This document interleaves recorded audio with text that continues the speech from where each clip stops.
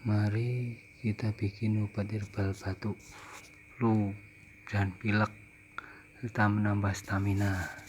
Pertama kita siapkan jeruk, kita masukkan dalam gelas. Ini kencur, ini kita potong jadi 7. Nah, masukkan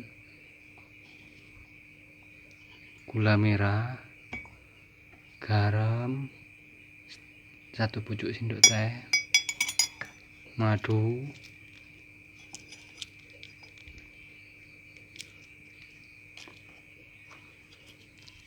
sirih yang temu ruasnya. Nah,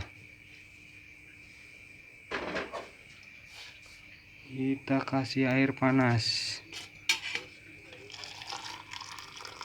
Dah jadi jamu kita mengatasi flu dan batuk. Semoga bermanfaat. Jangan lupa baca sholawat. Semoga lekas diberi kesembuhan dan stamina yang selalu sehat.